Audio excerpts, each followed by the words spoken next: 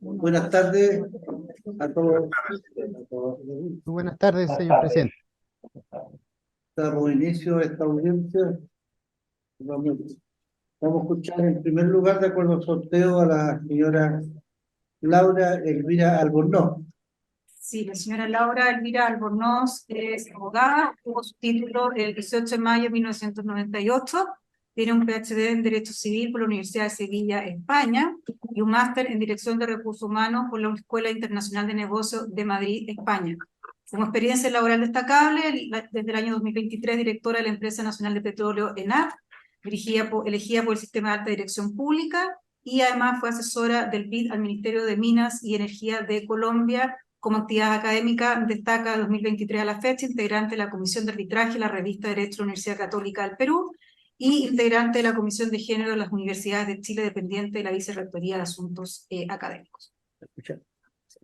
Muy bien, escuchamos entonces, señora Laura, por favor. Muchas gracias, muchas gracias. Excelentísimo tribunal, señoras ministras y señores ministros, muy buenas tardes. Al igual que muchos y muchas de quienes integran esta excelentísima corte, pertenezco a la primera generación de universitarios en la familia de origen. Fui alumna de escuelas y liceos públicos y tal como mis hermanos Santiago y Rodrigo estudié Derecho en la Universidad de Chile. Todos motivados por mi padre, quien se dedicó a la contabilidad, pero que siempre soñó con ser abogado.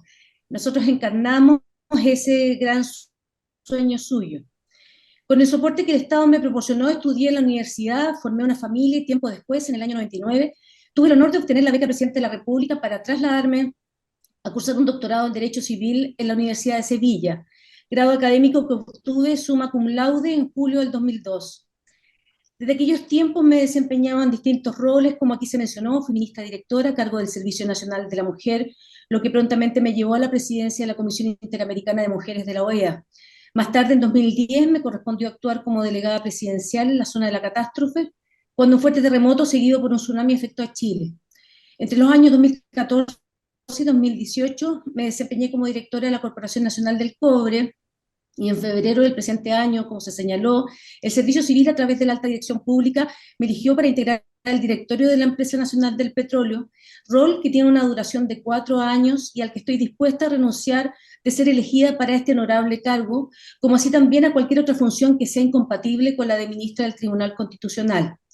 Desde el 2013, y después de haber participado en un concurso público, integro el claustro de académicos de la Facultad de Derecho de la Universidad de Chile. En dicha casa de estudios ostento la jerarquía de profesora asociada. Desde este rol, por cierto, el más desconocido de mi vida profesional, he desempeñado durante 10 años labores de docente e investigadora, y a través de este trabajo, que realizo con pasión y me llena de satisfacción, he intentado rescatar la función social del derecho, ayudar a redefinir la actividad específica de los y las futuras abogadas y de las organizaciones sociales en las que impactamos con nuestra labor, sabiendo que el derecho es mucho más que una mera técnica instrumental para resolver conflictos que afectan a las formas de sociabilidad. En mi trabajo al interior de la universidad, además, he podido llevar adelante de manera sistemática y a veces silenciosa diversas investigaciones, pero destaco particularmente aquellas que dicen relación con el resguardo de los derechos de las personas, las garantías fundamentales, la discriminación por género, discapacidad, infancia, familia, patrimonio y medio ambiente. Como todos sabemos, el proceso de constitucionalización del derecho tiene sus antecedentes en aquel de formación del Estado de Derecho, en el que los principios de legalidad y jerarquía de la ley lo integraban sustentándolo. Más, con el transcurso del tiempo, las constituciones pasaron de ser una norma jurídica solo vinculante a materias relativas al funcionamiento de los poderes públicos a una ubicada en la forma y los hechos en la cúspide del ordenamiento jurídico nacional. Como ha señalado Holanda, dicha transición fue posible por la concurrencia de dos procesos sucesivos. El primero, la transformación de los derechos públicos subjetivos del Estado liberal en derechos fundamentales que incorporan valores, principios constitucionales y derechos socioeconómicos en el Estado social de derecho. Y el segundo, cuando la Constitución se legitima como norma democrática suprema con carácter vinculante para los ciudadanos y los poderes públicos, en la medida que tienen el deber de cumplirla y defenderla. Esto es cuando, según Kelsen, a través de múltiples transformaciones, la noción de constitución ha conservado un núcleo permanente, la idea de un principio supremo que determina por entero el orden estatal y la esencia de la comunidad constituida por este ordenamiento. Como sabemos, el proceso de constitucionalización del derecho civil se desarrolla a raíz de los horrores del nazismo en la Europa post-Segunda Guerra Mundial. Dicha evolución se ve reflejada en la famosa sentencia del Tribunal Constitucional en el caso Lut, en el cual se entremezclan aspectos patrimoniales con derechos civiles y se invoca a la solución constitucional en lugar de recurrir al BGB.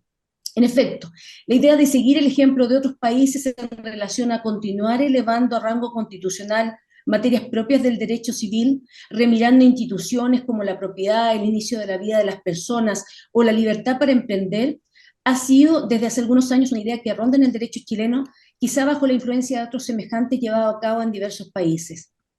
Estos desarrollos en algunos casos han coincidido con los de modificación constitucional y ellos han sido especialmente interesantes en relación con todas aquellas normas que tradicional o consecutivamente han integrado el estatuto jurídico al derecho civil, recogiendo y haciendo suyo algunos de los contenidos e instituciones típicamente civiles que han alcanzado rango constitucional.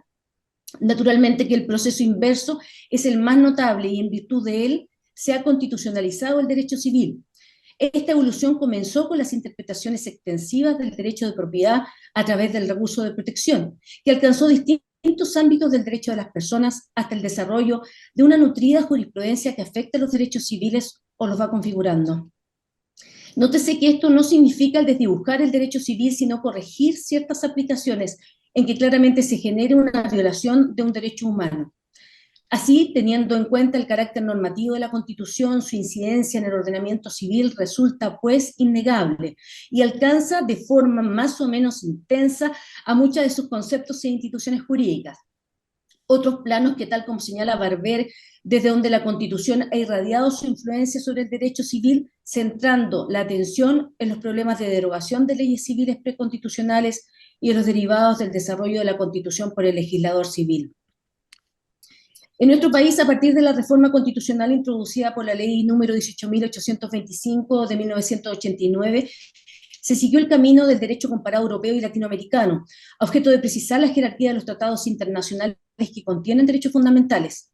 En efecto, el artículo 1, inciso 4, y el artículo 6, inciso 2, ponen de relieve que la Constitución obliga no solo al Estado, sino a todas las personas, y por su parte, la acción constitucional de protección puede interponerse frente a los actos o omisiones cometidos por particulares en lesión de los derechos constitucionales protegidos.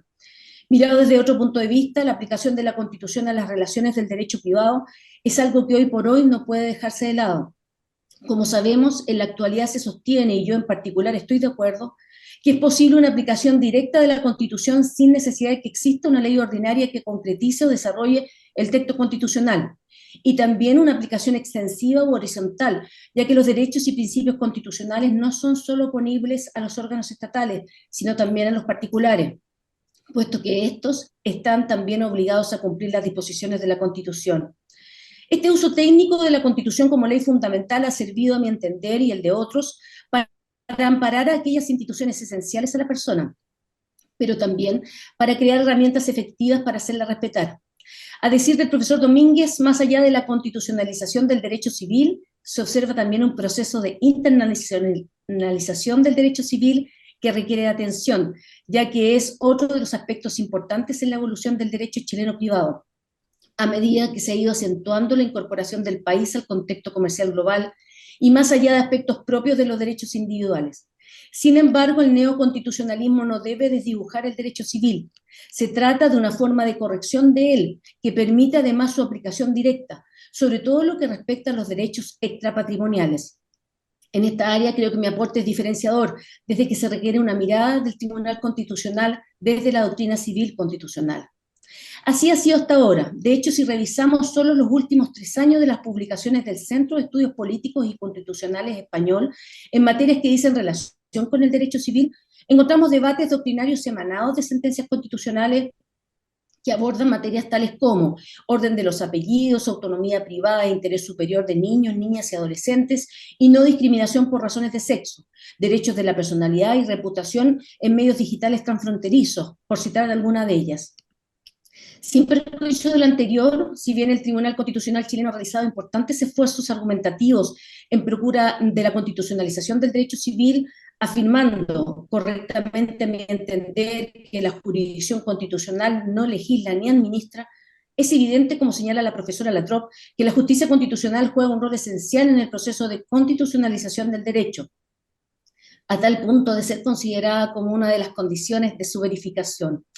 Apelar a la conformación de los tribunales constitucionales de España y Alemania nos sirve de ejemplo para evidenciar la importancia de incluir visiones sustantivas diversas del derecho, no solo constitucionalistas, atendida a la amplitud de materias sobre las cuales el Tribunal Constitucional se debe pronunciar. Sobre la base de lo anterior, resulta del todo procedente no solo incorporar diversas miradas o enfoques del derecho como ciencia, sino que es también fundamental incorporar miradas disciplinarias que se complementen con el derecho constitucional, como es el derecho civil constitucional. A ello me permito sumar mis distintas experiencias y roles públicos, experiencia en políticas públicas y en materia de interés nacional como la minería y la energía, lo que estimo como un sustancial aporte al Tribunal Constitucional. Citando a Pergellieri, la atención a la Constitución, por tanto, no puede ser considerada como competencia exclusiva de los publicistas y de los constitucionalistas, sino que debe ser tenida como una tarea de la que, por exigencias metodológicas y de técnica interpretativa, no puede sustraerse el jurista, ni mucho menos el civilista. Yo me encuentro entre esos últimos. Evitar que la ley pueda facilitar alguna lesión a los derechos fundamentales que le asisten a la ciudadanía, a las mujeres y hombres, niñas, niños y adolescentes, y a cualquiera que nos considere su patria o a la democracia constitucional que la sostiene, es una tarea luminosa, aunque a veces escarpada. Pongo a disposición de este propósito todo lo recogido en el camino que hasta aquí he recorrido, y también mi voluntad de trabajar por fortalecer la institucionalidad con respecto a proyectos probadamente democráticos, como asimismo por proteger los derechos que como país nos hemos comprometido a amparar con la norma y los principios, puesto que la primera sin los segundos puede caer en peligrosa ceguedad.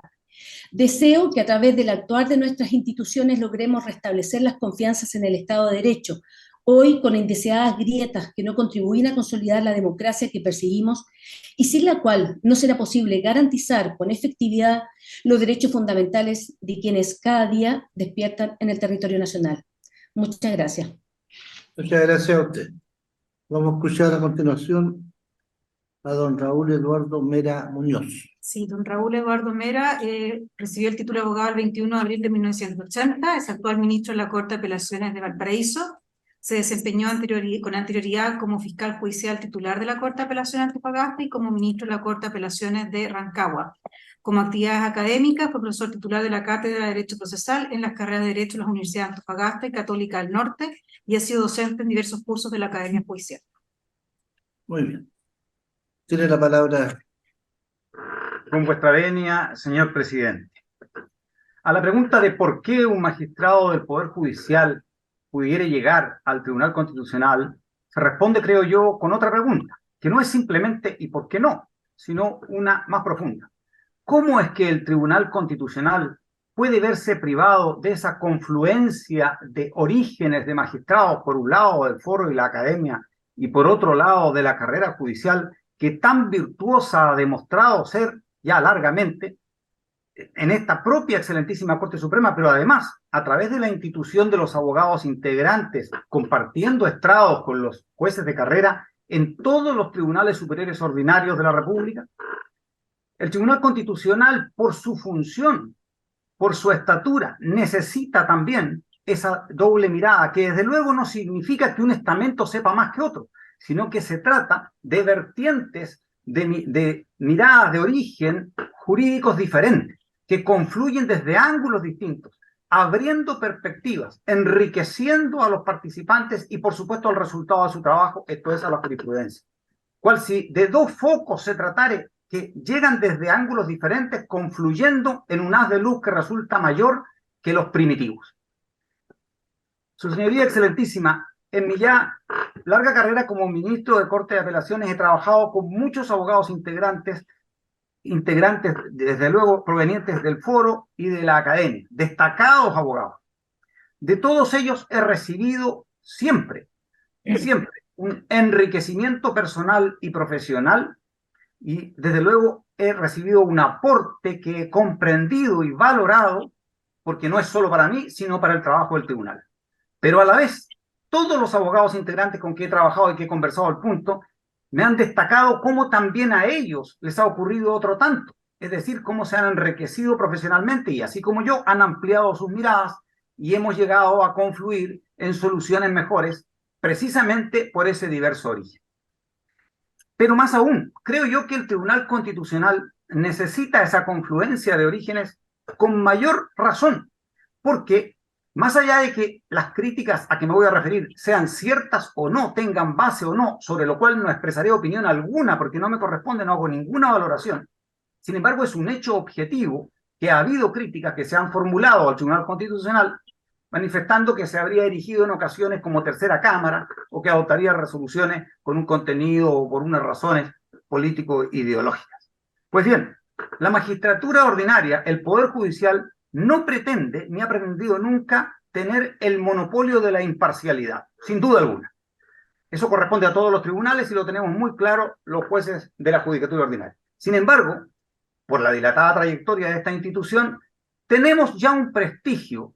La judicatura tiene un aura de imparcialidad y prescindencia política que es reconocida precisamente por el poder político, que comprende que allí está una fortaleza esencial de la democracia, salvo por una minoría, transversal y vociferante, pero minoría al fin, que por deformación profesional no logra comprender que los jueces fallamos conforme al mérito del proceso y a interpretaciones razonadas y razonables del derecho conforme a la dogmática, y nos quieren siempre endosar razones político-contingentes que están muy lejos de ser el fundamento de nuestras resoluciones.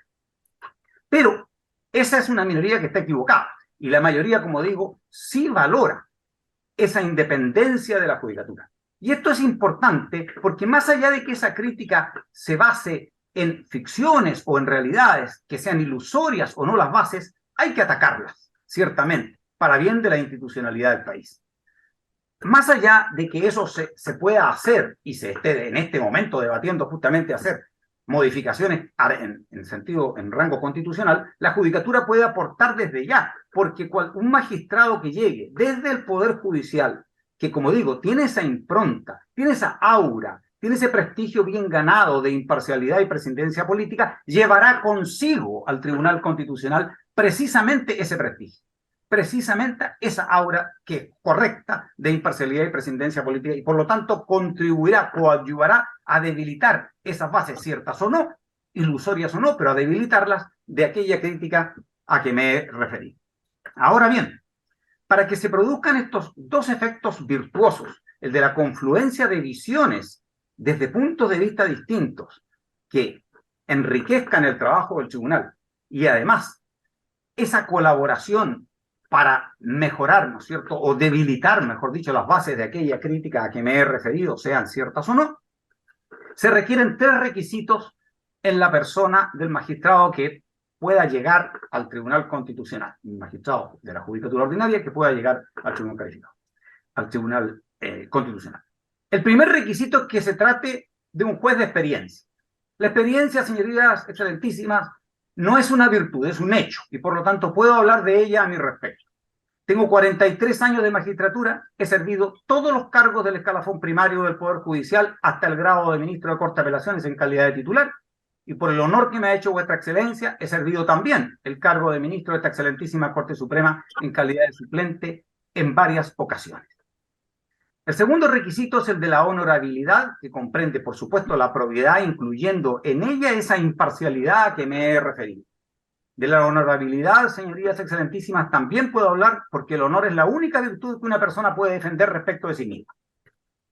Yo he dado prueba, creo, durante 43 años de mi absoluta probidad, nunca ha sido puesta en duda, y de mi imparcialidad. Y precisamente, porque esa minoría de políticos profesionales que por deformación profesional no pueden comprender que nosotros no actuemos de manera ideológico-política, porque es transversal, he recibido críticas para tacharme de juez de izquierda cuando era juez de Iquique por resoluciones dictadas en causa relacionada con derechos humanos, y luego ser juez de derecha por resolución dictada en una causa como ministro de la Corte de Apelaciones de Rancagua. Y posteriormente, para sorpresa, supongo, y desazón de algunos de esos mismos políticos que sufren esa deformación profesional, incluso en Rancagua, nuevamente, al parecer, como juez de izquierda por otra resolución. ¿Qué se sigue de todo eso? Como son obviamente imputaciones contradictorias que se destruyen a sí mismas, pero evidentemente no pueden subsistir todas, esto significa que a través de mis resoluciones no se puede conocer mi pensamiento político, que por otro lado no es de ninguna manera partidista o de trinchera. Una visión general sobre la situación y el estado de las cosas públicas del país la tenemos todos, pero ni aun eso se trasluce de mis resoluciones que se basan en el mérito de la prueba de la causa cuando se trata de hechos y de interpretaciones, como dije antes, razonadas y razonables del derecho conforme a las reglas de la dogmática jurídica, sea que se compartan o no. Ahora bien, si se exigiera para ser miembro del Tribunal Constitucional adherirse a determinadas bancadas o banderías, yo no postularía porque yo soy juez, señoría excelentísima. Pero el Tribunal Constitucional no es una cámara, es un tribunal. De manera que de ninguna manera llegaría yo ni a generar mayorías, ni a alterar mayorías, ni a participar en mayorías de ningún tipo en favor de ningún grupo político. Se equivocan profundamente quienes puedan suponer eso, que por supuesto no son vuestras señorías excelentísimas, sino, como digo, aquellos críticos que pertenecen a una minoría que está sujeta a una deformación profesional. Los tribunales resuelven en derecho. Una cosa es que se trate de derecho político y otra cosa muy distinta es que hablemos de política contingente o ideología partidaria. Soy juez desde los 24 años, señoría excelentísima, y tengo 67. Nunca he servido los intereses de una bandería política y no voy a empezar a hacerlo ahora. Como todas vuestras señorías, soy simplemente juez. Y porque soy juez y actúo como tal, no le doy seguridades a priori a nadie respecto de cómo voy a resolver y por ello mismo le doy garantías a todos.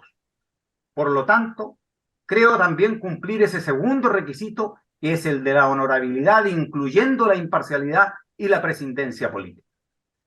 En cuanto al tercer requisito, señorías excelentísimas, se refiere a las capacidades intelectuales y jurídicas que debe tener el magistrado que pretenda llegar al Tribunal Constitucional, pero sobre ese requisito no me toca a mí decir absolutamente nada, porque naturalmente no soy quien para juzgarlo.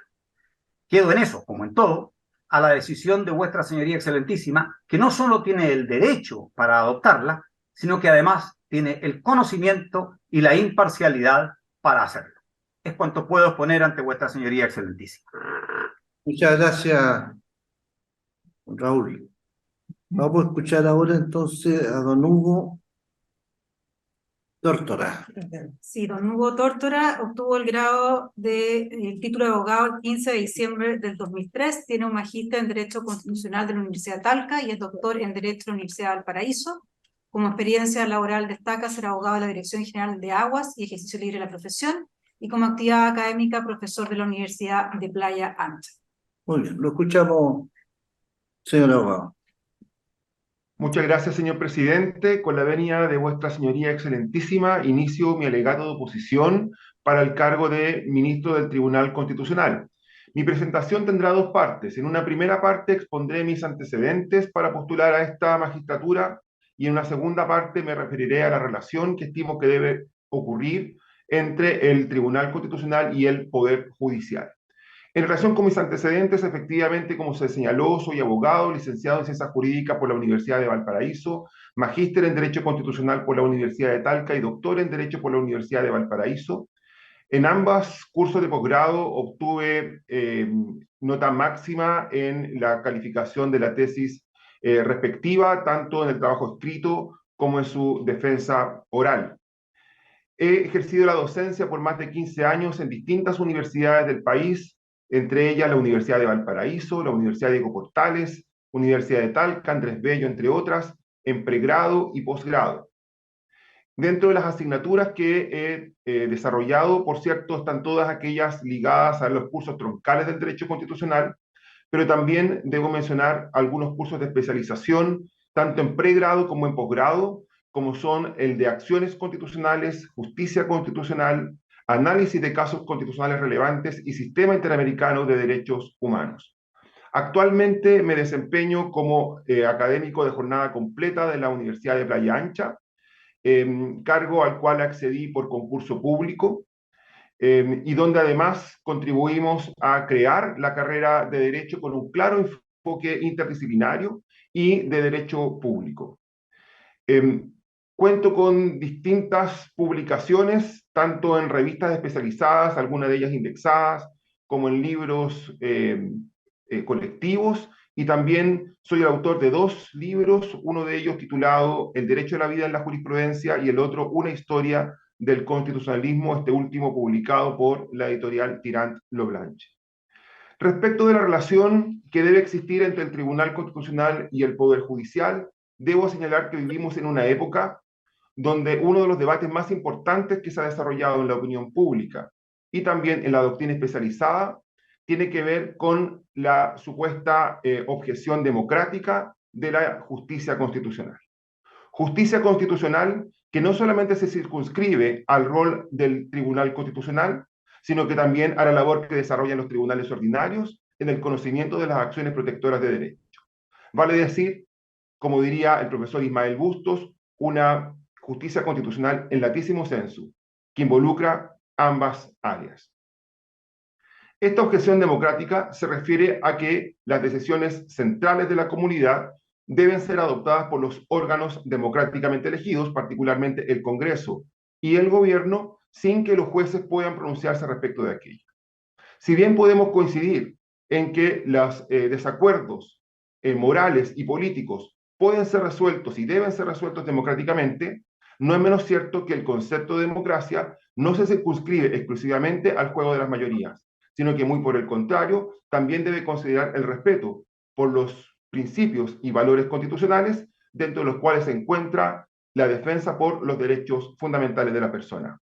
Una cáscara vacía, llamaba Nelson Mandela a aquel régimen político donde no se respeten los derechos elementales de las personas, aun cuando los ciudadanos puedan votar y cuenten con un parlamento. En ese sentido, el rol de los jueces constitucionales, en ambos roles que hemos mencionado, es insustituible. En ningún caso, como sostienen algunos, para destruir o para poner en entredicho la democracia, sino muy por el contrario, para protegerla en los términos de democracia material antes señalados en el contexto de un Estado constitucional y democrático de derecho. Por lo tanto, la justicia constitucional tiene el rol de participar colaborativamente con los órganos democráticamente elegidos en la construcción de un modelo de democracia material. Sin embargo, a pesar del alto rol y de la función preponderante que tienen los jueces en esta dimensión, no es menos cierto que también quedan sometidos a ciertas limitaciones, a ciertos límites que es necesario revisar. Particularmente por razones de tiempo, me concentraré solamente en 3 límites. El primero de ellos tiene que ver con el respeto, ¿cierto?, por la presunción de la constitucionalidad de las leyes, ¿no? La presunción de constitucionalidad de las leyes. Esto significará que el Tribunal Constitucional solo podrá declarar la inconstitucionalidad o la inaplicabilidad de una ley cuando el vicio sea evidente o sea ineludible. Vale decir, cuando no sea posible interpretar un precepto legal de alguna forma que pueda resultar compatible o coherente con la Constitución. Esto no solamente por respeto a la deferencia razonada hacia el legislador, sino que también por respeto al rol que ocupan los propios tribunales ordinarios en la interpretación de la ley, ya que el Tribunal Constitucional no puede cercenar las atribuciones que tienen los tribunales ordinarios a la hora de decidir cuál va a ser la interpretación correcta si es que ella se enmarca dentro de la Constitución. El segundo límite importante tendrá que ver, por supuesto, con el respeto por la separación de los poderes. Por lo mismo, el Tribunal Constitucional no puede legislar ni tampoco podrá completar aquellos defectos o aquellos silencios que pueda tener la ley, ¿no? Pero la separación de los poderes no tiene que ver solo con el respeto por el legislador, sino que también el respeto por las atribuciones de los tribunales que integren el Poder Judicial. Porque digámoslo claramente, el Poder Judicial es un poder del Estado, por mucho que se haya discutido esto en los últimos años, es un poder del Estado. Y por lo tanto, el Tribunal Constitucional no puede intervenir en las decisiones que le corresponden a los jueces de fondo, ¿no? Y por lo mismo, en acciones tales como la inaplicabilidad, el Tribunal Constitucional no puede afectar la interpretación y las decisiones que le corresponden al juez ordinario. Así lo deberá declarar el Tribunal Constitucional en la sentencia definitiva que se pronuncie respecto de la inaplicabilidad donde alguna de las partes pretenda que el tribunal intervenga en decisiones que son propias de los tribunales ordinarios, pero aún más, y tal como lo sostenía el ministro Rodrigo Pica, esto puede declararse a través de la vía de la inadmisibilidad, en el sentido de que debe ser declarado inadmisible todo recurso de inaplicabilidad que pretenda que el Tribunal Constitucional intervenga en decisiones que son propias y privativas de los jueces ordinarios. El tercer gran límite al cual deseo referirme y que me parece fundamental mencionar en esta ocasión es el respeto, naturalmente, por los derechos fundamentales. Tomarse los derechos en serio, como dirá Ronald Dworkin, y particularmente en Chile, a la luz de lo dispuesto en el artículo 5º, inciso 2 de la Constitución, los derechos esenciales que emanan de la naturaleza humana son un límite para la acción de todos los poderes del Estado, de todos los órganos del Estado, incluido dentro de ellos el Tribunal Constitucional. Es cierto que de acuerdo al artículo 82 de la Constitución Política del Estado, esta excelentísima Corte carece de la superintendencia directiva, correccional y económica en relación con el Tribunal Constitucional. Pero no por ello el Tribunal Constitucional queda absolutamente inmune del control jurisdiccional que los tribunales de justicia puedan realizar, particularmente en relación con aquellos actos que puedan afectar los derechos fundamentales de las personas. Este conflicto ya se vivió el año 2019 ante esta excelentísima Corte, año donde en virtud del rol 21.027 dictado por la excelentísima Corte Suprema, se determinó que a través de la acción de protección se puede efectivamente revisar la actuación del Tribunal Constitucional, decisión con la cual estoy absolutamente de acuerdo, no solamente por la primacía de los derechos fundamentales, sino que además porque cuando la Constitución señala que contra las resoluciones del Tribunal Constitucional no procede recurso alguno, evidentemente queda fuera de aquello la acción de protección, toda vez que la acción de protección no es un recurso jurisdiccional en términos de un mecanismo de impugnación de resoluciones judiciales, sino que es una acción protectora de derechos. Lo que acabo de señalar no solamente lo hemos defendido en nuestras clases en la universidad, sino que quedó por escrito. Y ya lo señalé en una carta publicada oportunamente en el diario La Tercera, el 11 de octubre del año 2019, titulada La primacía de los derechos. De esta manera, en definitiva, lo que quiero sostener en esta breve exposición es, primero, que los jueces constitucionales son fundamentales para la concepción de una democracia material, pero que no obstante ello deben cumplir con ciertos límites, cuáles son el respeto por la presunción de constitucionalidad de la ley, el respeto por la separación de los poderes y también por los derechos fundamentales. Por último, quiero agradecer a esta excelentísima Corte habernos dado la posibilidad de participar en este concurso público, transparente y que además genera cada vez mayor legitimidad a la acción de la justicia constitucional. Muchas gracias. Muchas gracias, señor abogado. Vamos a escuchar a continuación a Paulo Alarcón Jaña. Señoría, obtuvo el título de abogado el 12 de mayo de 1997. Tiene un magíster en Derecho Público, convención en Derecho Constitucional de la Pontificia Universidad Católica de Chile. Preside el Tribunal de Contratación Pública desde el 3 de febrero del 2023. Ha sido profesor adjunto asistente en la Facultad de Derecho de la Universidad de Finisterre, profesor jornada completa de la Facultad de Derecho de la Universidad de los Andes, director estudiantil de la Facultad de Derecho de la Universidad de los Andes y profesor asistente adjunto de Derecho Administrativo en la Pontificia Universidad Católica de Chile. Muy bien, lo escuchamos, señor postulante. Muchas gracias, señor presidente. Con su venia, señoras y señores ministros de la excelentísima Corte Suprema, he titulado mi ponencia Coherencia, Consistencia, Independencia. El diccionario define estas tres palabras de la siguiente forma. Coherencia, relación lógica entre dos cosas o entre las partes o elementos de algo, de modo que no se produce contradicción ni oposición entre ellas. También como cualidad de la persona coherente o que actúa en consecuencia con sus ideas o con lo que expresa. Consistencia, cualidad de la materia que resiste sin romperse ni deformarse fácilmente. Por ejemplo, la consistencia del papel es menor que la del cartón. 2. Cualidad de lo que es estable, coherente y no desaparece fácilmente. Al principio, al principio era un centro de reunión y debate, pero tras la publicación de su primer manifiesto teórico, adquirió consistencia como una escuela con concepciones propias sobre la ciencia. E independencia. Se le define por el diccionario como cualidad o condición de independiente, como libertad, especialmente la de un Estado que no es tributario ni depende de otro, también como entereza, firmeza de carácter. Primero me referiré a mis antecedentes curriculares.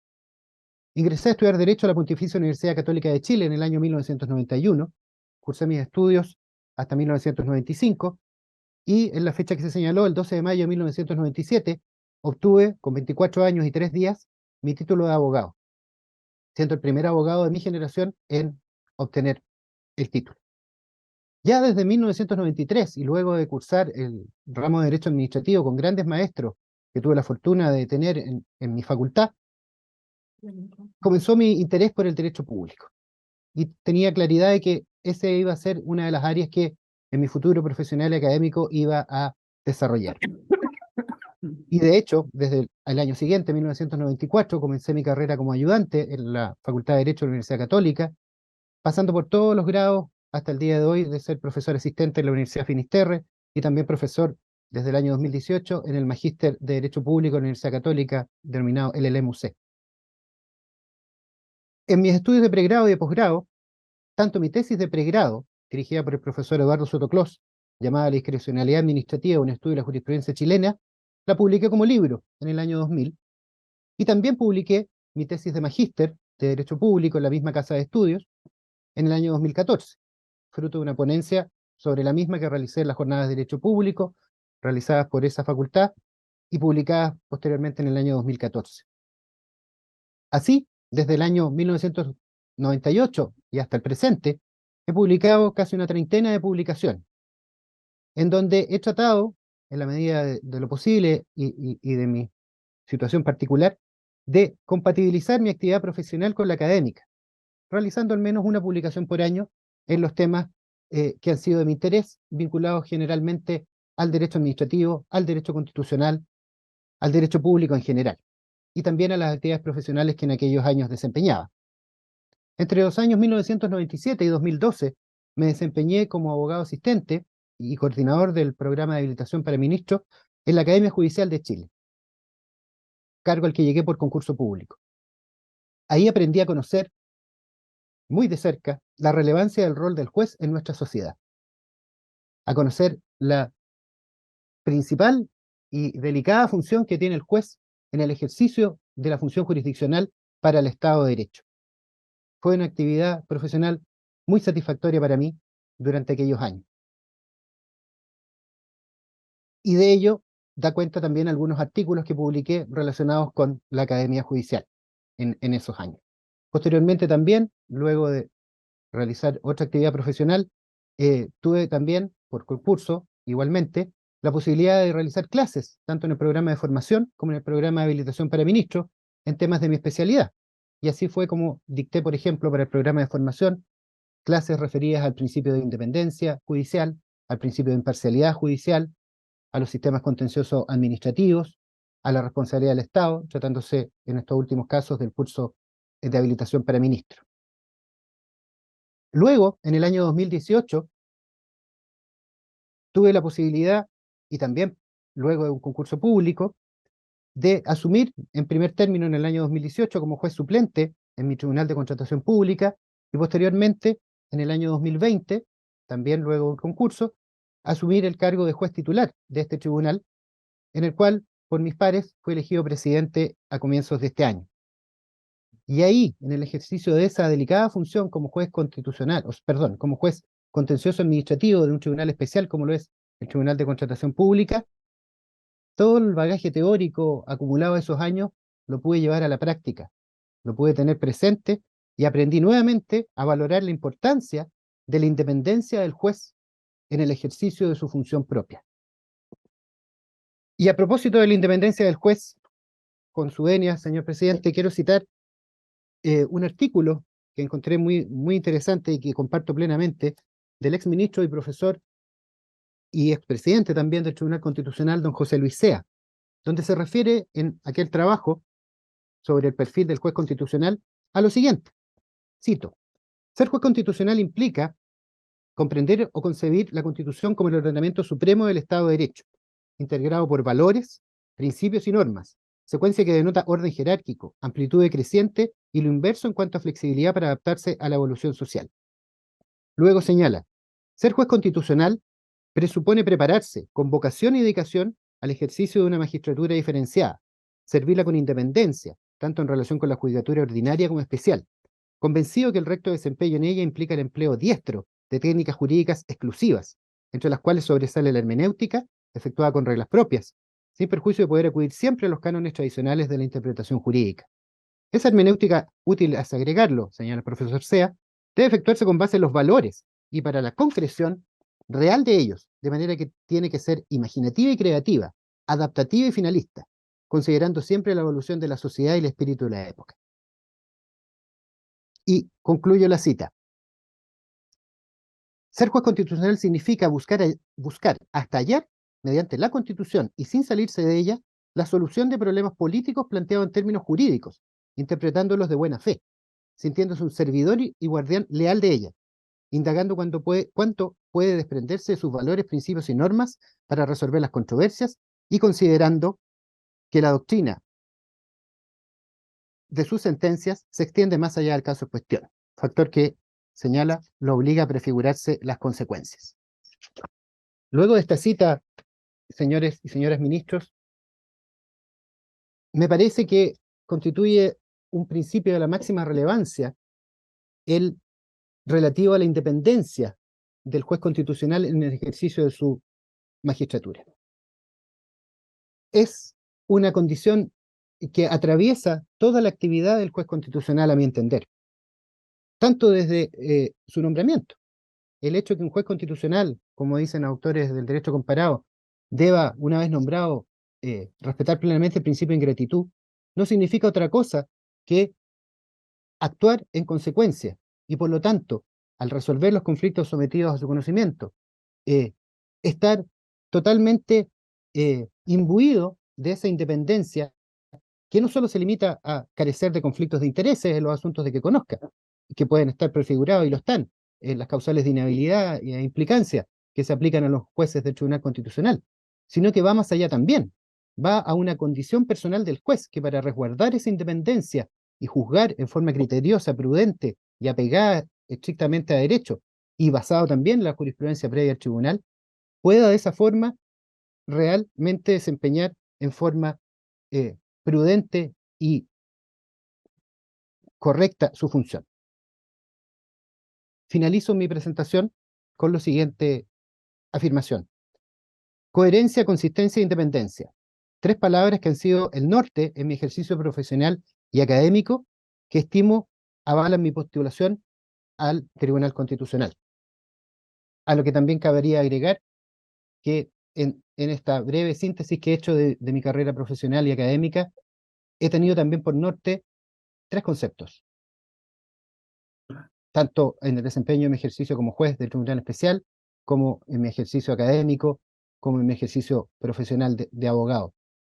Justicia, derechos fundamentales y Estado de Derecho. Ellos también guían mi actividad profesional por ya más de 26 años y espero que por muchos años más.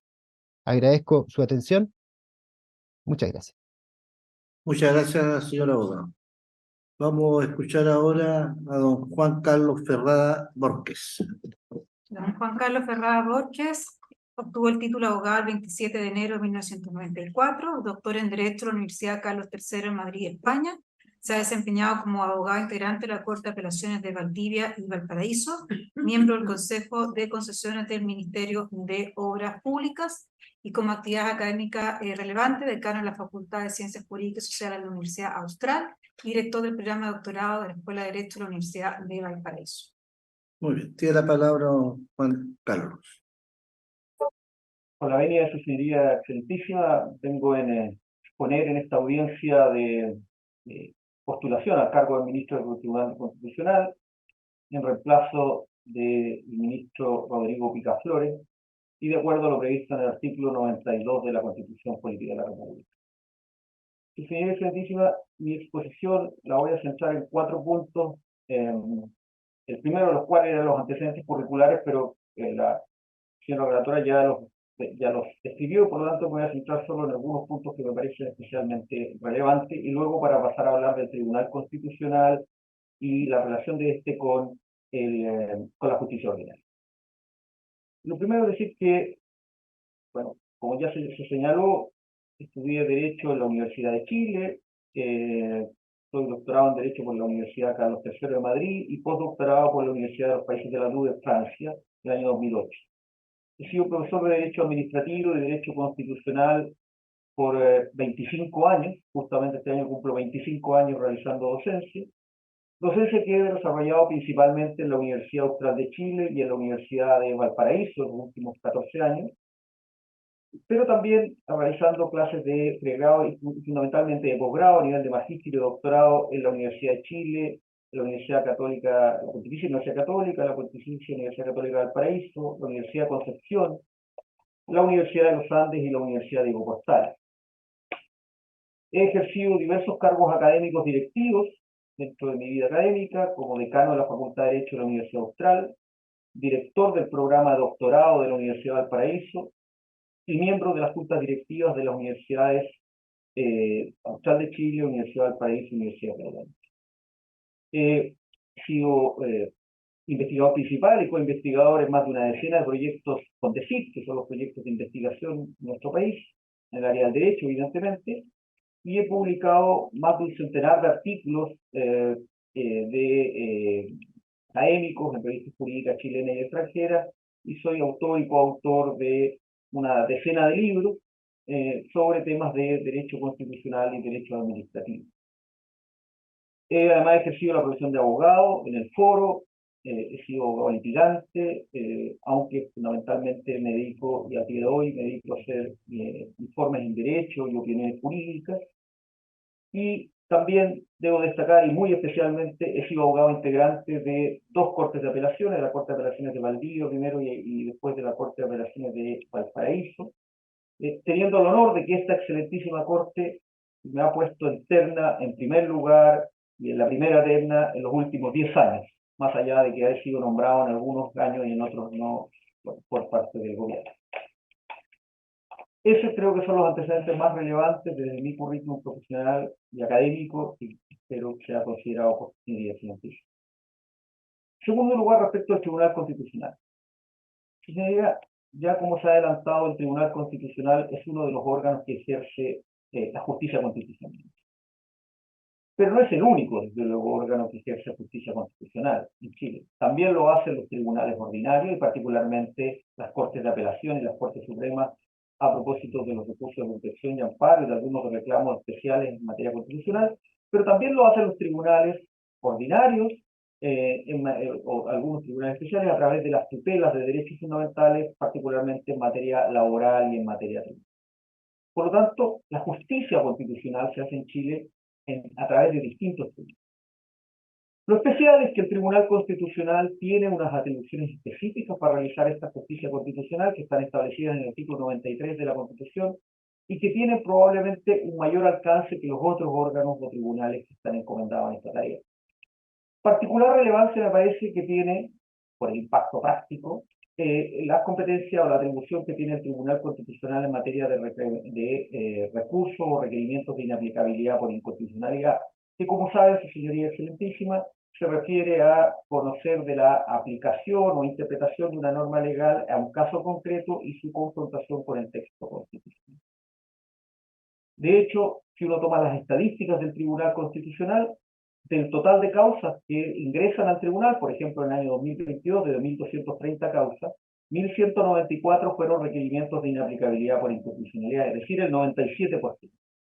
Con lo cual es evidente que esa es la facultad que concentra la mayor atención, el mayor trabajo del Tribunal Constitucional. En ejercicio de esa facultad, como sabrán, su señoría excelentísima, lo que hace el tribunal es declarar la aplicabilidad o inaplicabilidad de una norma legal a un caso concreto, confrontándolo con el texto constitucional.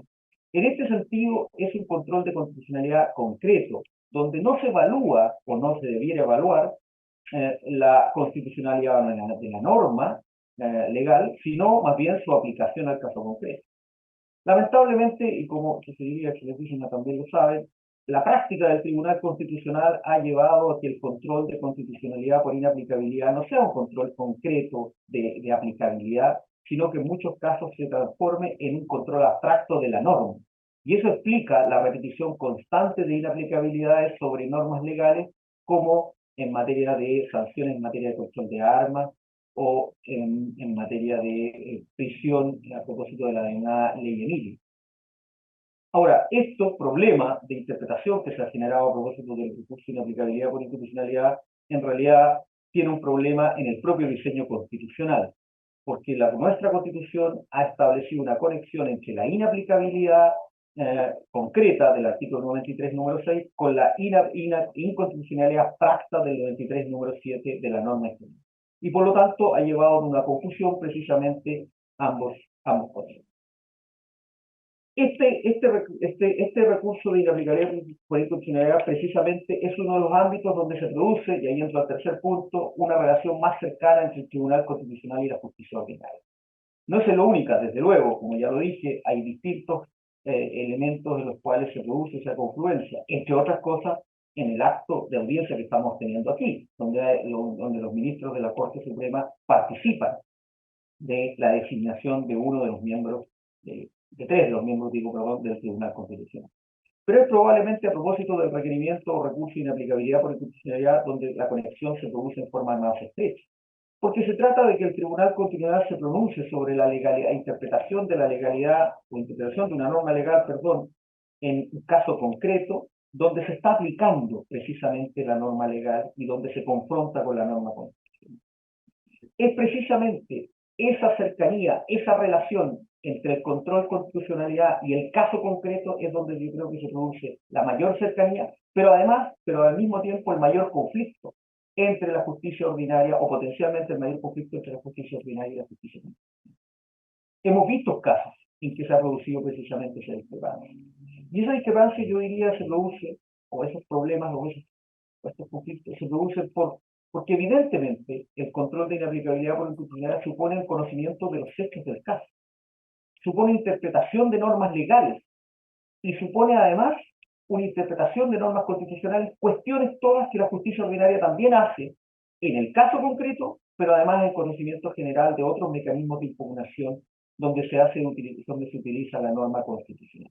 Por lo tanto, es imposible que no se produzcan efectivamente, y así lo ve en el derecho comparado también, controversias que se puedan plantear entre la justicia ordinaria y el Tribunal Constitucional. ¿Cuál es la solución? No hay soluciones mágicas. La solución es lo que se ha enseñado de esta relación, que a veces puede ser conflictiva, se construye sobre la base del diálogo institucional, sobre la lealtad constitucional de todos los actores al texto constitucional, y sobre todo considerando o teniendo como referencia que el control constitucional, la finalidad última que tiene, es la protección de los derechos de los ciudadanos. Por lo tanto, en ese diálogo institucional, esa finalidad debiera marcar la relación entre los tribunales ordinarios y la justicia constitucional. Voy terminando, su señora excelentísima. ¿Por qué creo yo que yo podría ser un buen ministro del Tribunal Constitucional y por qué estoy postulando hoy día? Lo estoy haciendo porque estoy en el convencimiento que tengo, desde luego, las calificaciones académicas y profesionales para hacerlo. Lo estoy haciendo porque la experiencia que he tenido en la judicatura como abogado integrante me ha llevado a valorar la función judicial como una función relevante del ser humano, y donde creo haberlo desempeñado con lealtad, seriedad y prudencia durante todos estos años, y eso ha merecido que esta excelentísima Corte Suprema me haya mantenido en las ternas para ser abogado integrante de la Corte de Apelaciones de Valparaíso. Pero además lo hago con un sentido estrictamente de responsabilidad. Creo que puedo contribuir a fortalecer el Tribunal Constitucional, a generar un mayor respeto a este tribunal a través de su trabajo jurídico, fortaleciendo la independencia, la imparcialidad y la objetividad de este Tribunal Constitucional. Creo que puedo hacer un aporte a la República, en este caso desde el Tribunal Constitucional, en la medida en que mi especialidad y mi trabajo académico y profesional está en la misma línea de lo que exige el Tribunal Constitucional. agradezco muy sinceramente a su señoría Excelentísima haberme dado la oportunidad de presentarme ante ustedes para presentarme esta postulación. Y más aún, cuando se trata de reemplazar al ministro Rodrigo Pica, de quien fui amigo y tengo los mejores recuerdos de él, y me enaltecería poder reemplazarlo. Muchísimas gracias. Gracias, señor abogado. Vamos a escuchar ahora entonces a don Carlos Amunátegui. Sí, don Carlos Monátegui obtuvo el título de abogado el 16 de agosto de 1999, tiene un doctorado en Derecho Patrimonial de la Universidad Pompeu Fabra en el año 2004, es socio del estudio jurídico Amunátegui, Pénico y Asociados, procurador del Consejo de Defensa del Estado y como actividad académica profesor titular de Derecho Romano de la Pontificia Universidad Católica de Chile. Muy bien. Puede Bueno, hacer su exposición, señor abogado. con vuestra venia, su señoría excelentísima, muy buenas tardes a todos, su señoría excelentísima. A ver, es un honor para mí participar en este concurso. Parece que en el currículum hubo alguna cosa, bueno, por allá por la década del 90, cuando tenía 20 y pocos años, fui socio de un estudio con un amigo que se llamaba Amunátegui Pénico, pero ese estudio no existe hace más de 20 años, o 30 casi. Y bueno, ok, ¿quién soy yo? Comencemos con esto. Mi nombre es Carlos Amunátegui, estudié en la Universidad Católica, me doctoré por allá por el año 2004 en Derecho Patrimonial. Desde entonces retorné a la volví a Chile, eh, eh, me comencé a trabajar en la Universidad Católica y he sido un académico de tiempo completo desde entonces. Básicamente mi vida ha sido siempre ser un académico. Y soy profesor titular de la misma universidad. Y bueno, en este sentido, creo que mi obra académica es lo que resume mejor mi vida. Me he dedicado a áreas del derecho bastante inusuales y bastante interesantes. Eh, en primer término, me he dedicado al derecho romano. He publicado a lo menos 3 libros relativamente importantes al respecto, acerca de derecho romano arcaico, uno acerca de los orígenes de los poderes del pater familias romano, otro acerca del matrimonio, un tercero acerca de la historia de Roma, de su historia política, jurídica y social. Pero no solamente me he dedicado al derecho romano, también, naturalmente, me he dedicado al derecho comparativo y al derecho civil. De hecho, bueno, publiqué un libro acerca de la teoría de las inmisiones. De hecho, fui yo el primero en publicar sobre teoría de las inmisiones en Chile, que es una forma de proteger el medio ambiente y las relaciones de vecindad a través del uso del propio derecho civil. Eh, es, a ver, también publiqué mi código civil con fuentes, que es el código que se publica, el código oficial de Tirán Leblanc. Este código contiene las fuentes pormenorizadas de cada uno de los artículos del Código Civil. Estas fuentes eran desconocidas, fueron fruto de mi investigación, traerlas a la luz. Cada artículo con sus fuentes medievales, romanas, temprano modernas, lo que sea.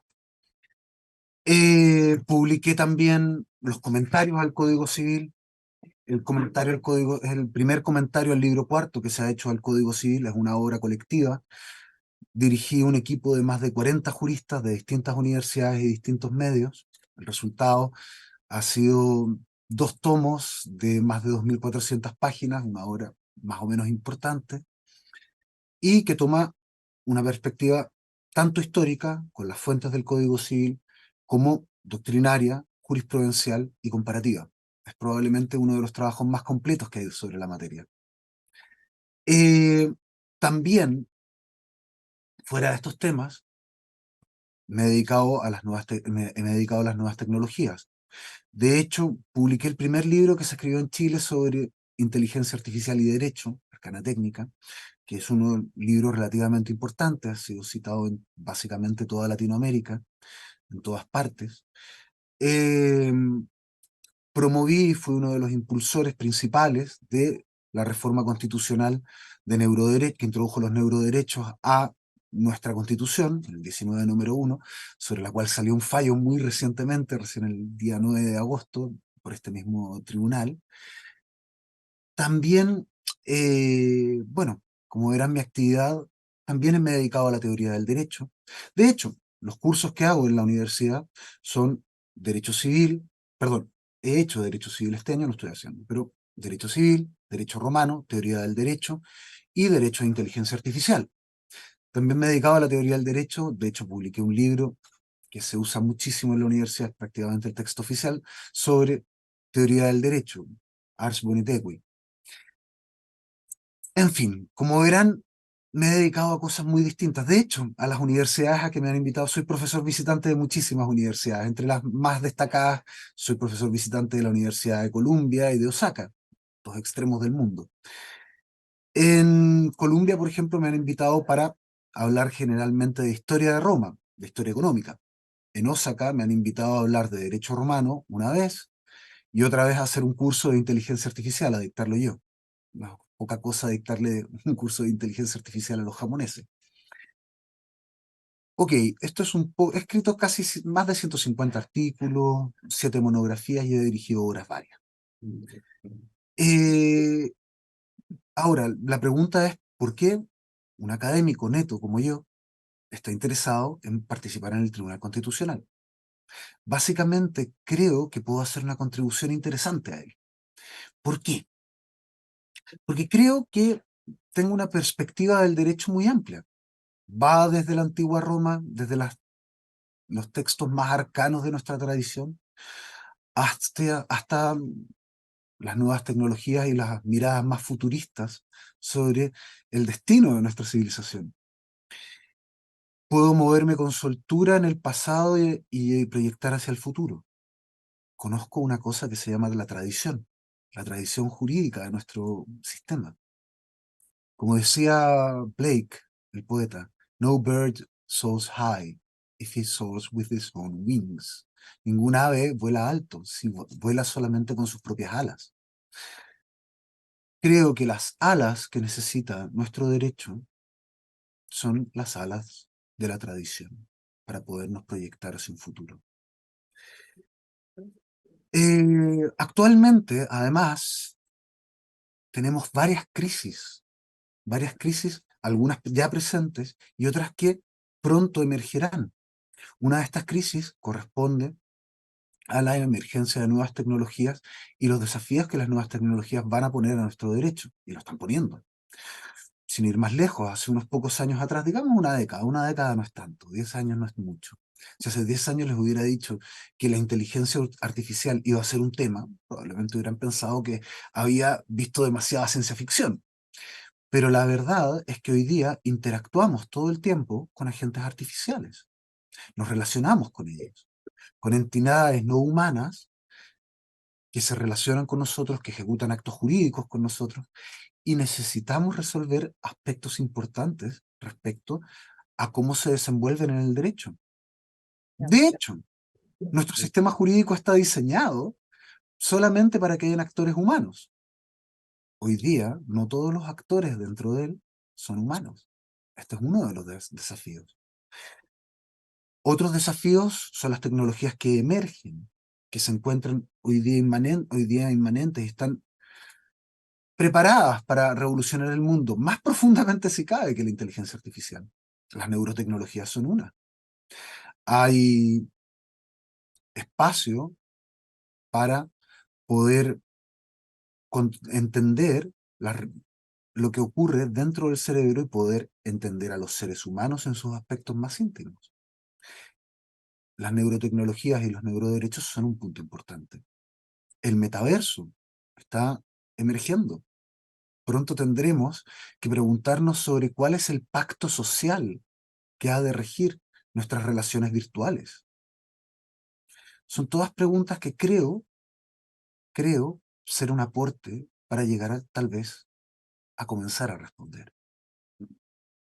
Por último, creo que nuestro sistema jurídico político está afecto hoy día a una crisis de legitimidad.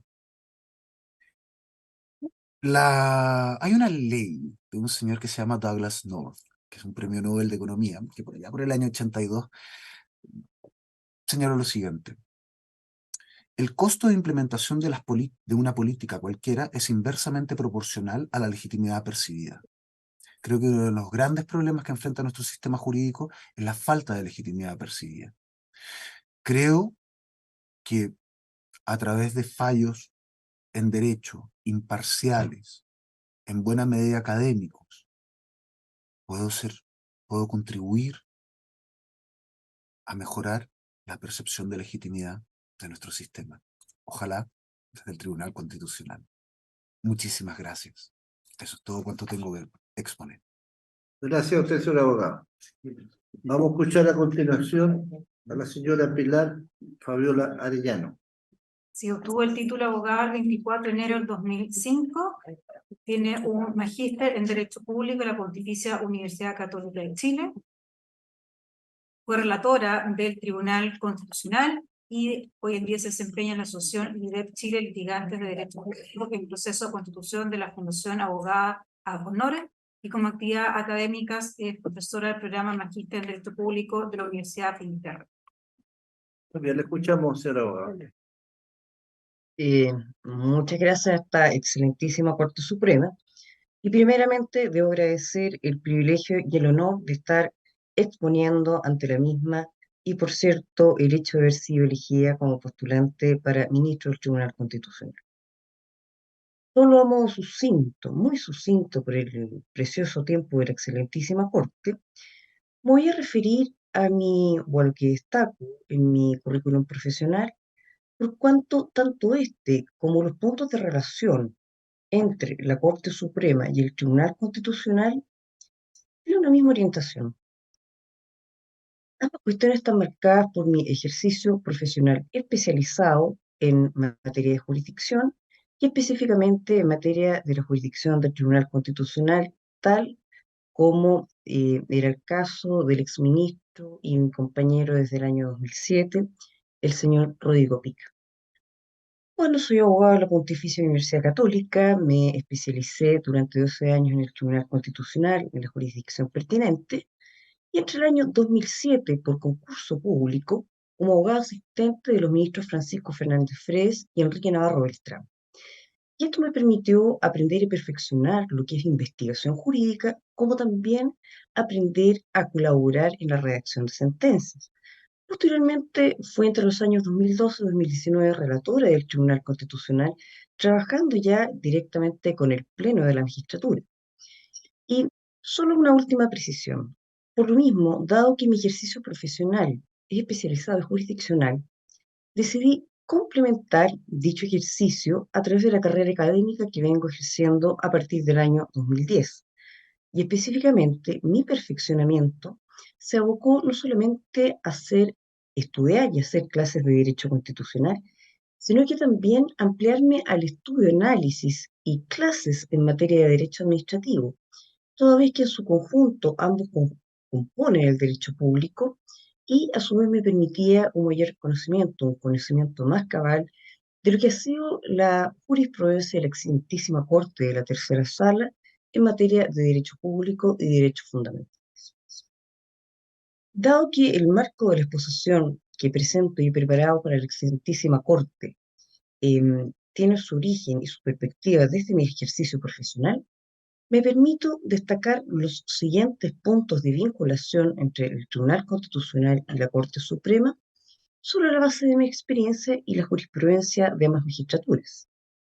Primeramente me referiré a un concepto amplio de justicia constitucional para posteriormente ver estos puntos de vinculación a nivel jurisprudencial y van a ser sucintamente teóricos, concretos, como también hago referencia a algunas materias que pueden considerarse propias de opiniones jurídicas, jurisprudenciales, de líneas jurisprudenciales o tal vez de ley diferente. En lo que refiere a la justicia constitucional, yo adhiero al concepto expuesto por los expresidentes y distinguidos académicos señores Juan Colombo Campbell y José Luis Sea. En tanto ellos postulan un concepto amplio de justicia constitucional, entendiendo que se trata de una tutela de derechos, como también de la preceptiva constitucional, compartida por distintas magistraturas. Y sobre el punto quisiera recalcar que el ordenamiento jurídico nacional refrenda dicha postura, Y eso lo podemos apreciar desde el momento en que la excelentísima Corte Suprema tiene diversas acciones constitucionales por conocer y resolver, conocidas por todos, un reclamo de nacionalidad del Pleno, acción de protección, acción de amparo económico, en fin. También la excelentísima Corte Suprema se refiere a la aplicación de la preceptividad constitucional no solamente en dichas acciones, sino que también en otras acciones relacionadas de derecho público, como la acción de nulidad de derecho público, sin perjuicio de siempre estar expidiendo permanente jurisprudencia en materias, por ejemplo, referidas al resguardo del debido proceso en materia de derecho procesal penal. A su vez, y finalizo este punto, indicando que un motivo importante de aporte de la Corte Suprema en materia constitucional, digamos, en materia de justicia constitucional, es el fenómeno que ha desarrollado por décadas referido a la constitucionalización del derecho, que es conocido por todos y no, por lo mismo, no desarrollaré. Destaco eso sí algo. Es importante referirse a digamos, a la justicia constitucional en relación a la Corte Suprema, toda vez que la historia enseña que fue la misma la que inauguró la justicia constitucional en Chile, valga recordar, la Corte Suprema presidida por Manuel Montt, misma que no aplicó dos preceptos, nada menos que la Ley de Organización de Atribuciones de Tribunales, por cuanto estos no habían sido aprobados en forma por el Congreso Nacional. Sabemos que la justicia constitucional apela y busca el resguardo de los derechos fundamentales desde la perspectiva de lo que es el Estado de Derecho, consagrado en lo sustantivo y principalmente en los artículos 1º, 5º, 6º y 7º de la Constitución Política, siendo la médula de este Estado de Derecho la protección de la dignidad y derechos de la persona, y por lo mismo puede decirse que la justicia constitucional trabaja con bienes jurídicos políticos superiores, y por tanto los juicios de constitucionalidad que realiza miran a la legitimidad constitucional más que a la mera legalidad. Así fue reconocido y planteado por Furmore y Carré de Malver en el siglo XVIII, y ya sí finalizo este punto indicando la conclusión, que no solamente el Tribunal Constitucional protege a través de sus sentencias los derechos fundamentales de la persona, también lo hace la Corte Suprema. Y ello, a mi juicio, nos obliga a siempre tener en consideración el sentido y alcance de los derechos fundamentales de la persona como de la perspectiva constitucional que por muchas décadas ha venido desarrollando la excelentísima Corte. Refiero ahora a puntos de relación, tanto teóricos como concretos, que emanan de la misma jurisprudencia de las judicaturas que ya se han nombrado. Desde la perspectiva teórica, quisiera decir que la justicia constitucional, como las diversas materias en las cuales se ejerce la justicia, está llamada a la interpretación y a la creación del derecho. Y sobre este punto quisiera hacer una precisión que mucho tiempo atrás aportaba el profesor Enrique Evans de la Cuadra. Y en esta labor de interpretación y de creación, cuando se dice el derecho, si bien la norma constitucional tiene un espíritu y un fin que impregna toda la Constitución, no se debe olvidar que la norma jurídica debe tener digamos, un carácter objetivable. Y en ese sentido, debe tener un margen de evolución conforme a lo que la comunidad jurídica va entendiendo por el derecho. Algunos ejemplos, esto es reconocido por Peter Aberle, un destacado jurista alemán, pero también tenemos ejemplos propios de nuestra realidad nacional. La creación del derecho en el Tribunal Constitucional, cuando el Tribunal no contaba con posterioridad a la reforma del 2005, con una ley que regulara el procedimiento, con la iniciativa del presidente del Tribunal de entonces, Juan Colombo Campbell, lo que se hace es que en cada procedimiento de inaplicabilidad, como bien sabe la excelentísima Corte, se dictaba un auto que precisamente indicaba cómo el requerimiento de inaplicabilidad se iba a tramitar.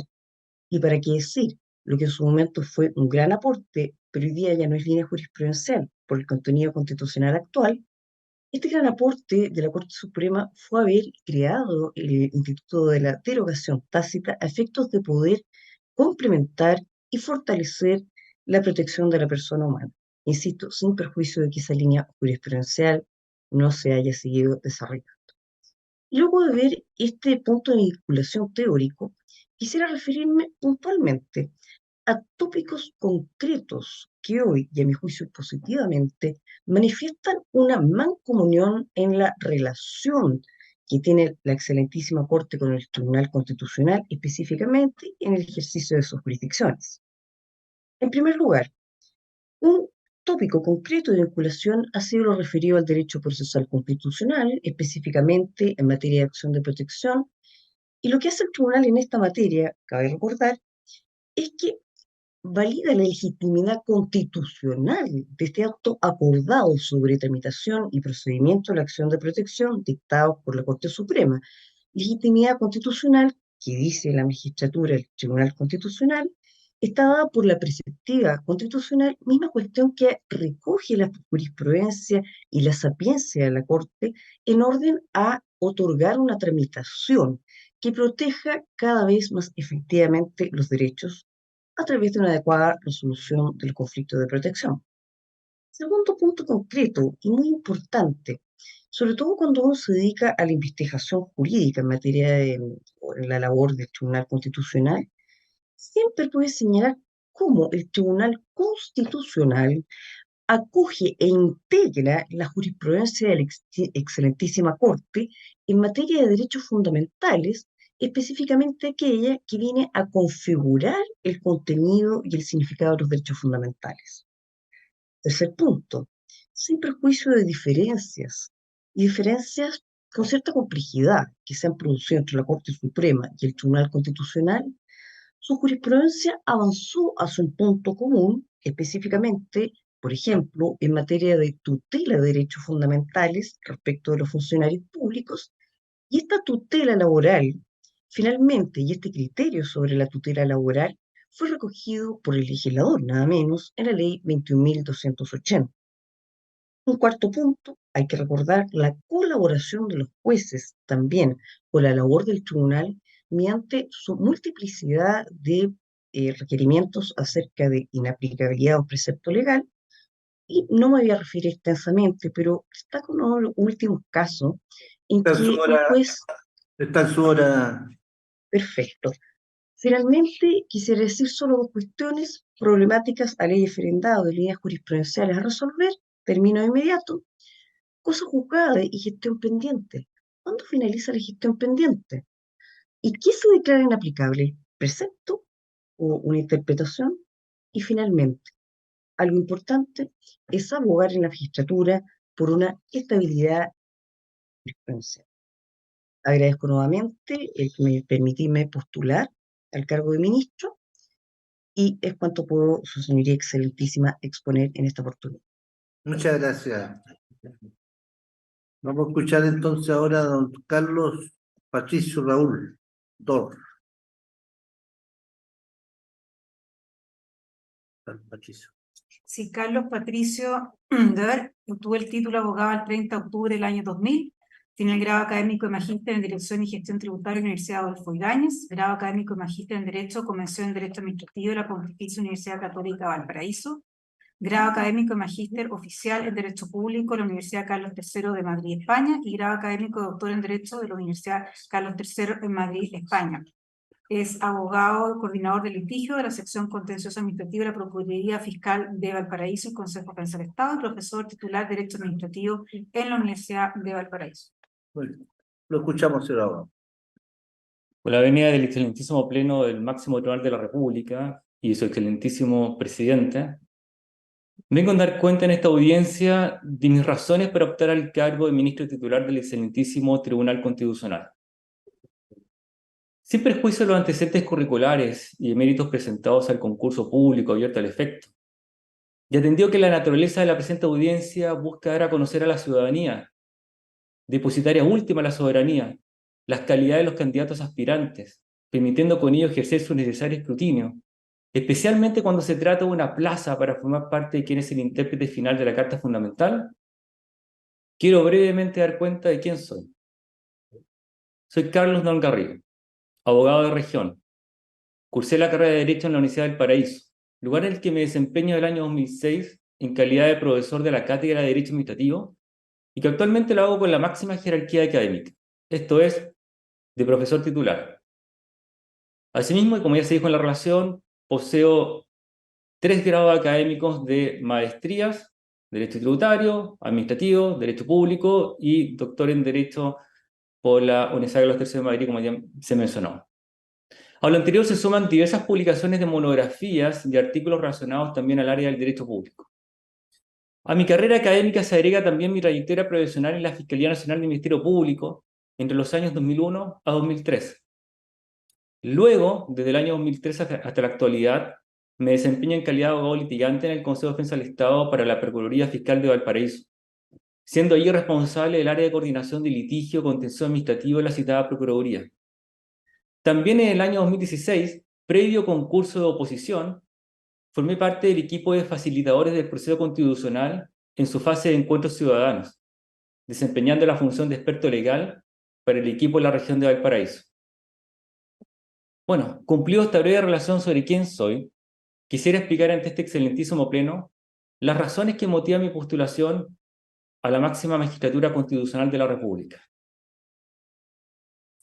Marco Tulio Cicerón, gran político y filósofo de la antigua República de Roma, en sus diversas obras daba suma importancia al significado de la voz república, que más allá de su literalidad entendida como cosa del pueblo, da cuenta de aquella base común aglutinante de una comunidad, forjada en un acuerdo de justicia política, a partir del cual cada uno de los ciudadanos, a pesar de sus diferencias individuales, puede encontrar en ella un centro de identidad común.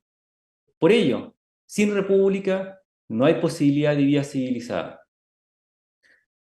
Traigo a colación esta coordenada lejana en la historia, pero cuyo legado resulta imperecedero para nuestras apreciadas repúblicas modernas, precisamente porque la modernidad condensa la idea normativa de cosa pública en los textos constitucionales. Son las constituciones el baluarte fundamental de la vida civilizada, pues en ellas se expresa el acuerdo político en torno a un conjunto de valores, principios y orden institucional. Sin una constitución vigorosa no hay república y por ende se debilitan los consensos de la vida en paz y justicia. Para ninguno de los presentes ni de los ciudadanos oyentes es desconocido que en el casi último lustro nuestra república viene discutiendo sobre la pertinencia o no de contar con un nuevo acuerdo constitucional. En ese trance surgen desafíos relevantes y de gran responsabilidad política para el Tribunal Constitucional, pues los escenarios futuros probables serán de gran exigencia. En primer lugar, para el caso que sea aprobado el nuevo texto constitucional, al tribunal le corresponderá la tarea de construir, mediante sus fallos, la base de legitimación social tan necesaria para un texto constitucional nuevo, nacido en tiempos convulsos.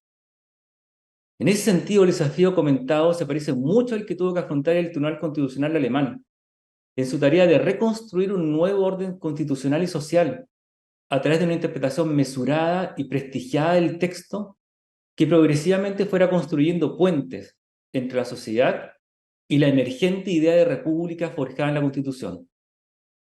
Desafío, por cierto, exitosamente conseguido tras décadas de aplicación prudente y progresiva, tal como lo destaca Rainer Wall en su obra Los últimos 50 años de Derecho Administrativo Alemán.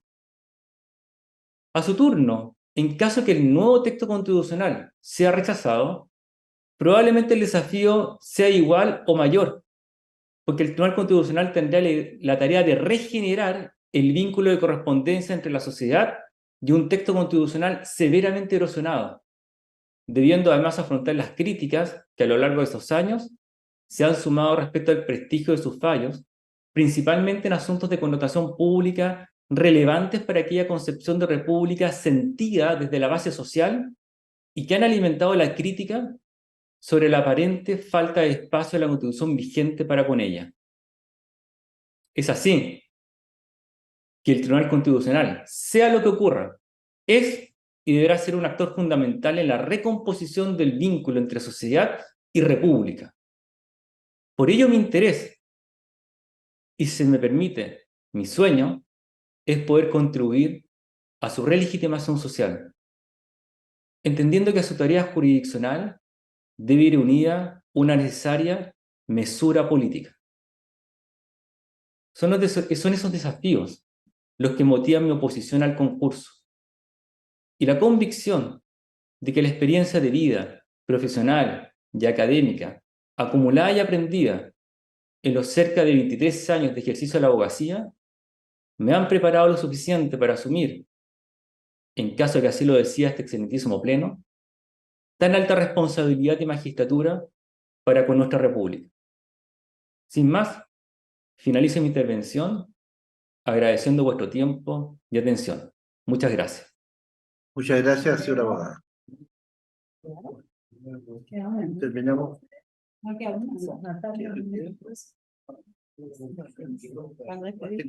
Muchas gracias por sus exposiciones y el tribunal se va a reunir para entrar a debatir sobre este tema. Gracias, señor presidente. Muchísimas gracias, su señoría. Gracias, señor presidente. Gracias. Excelente. Luego.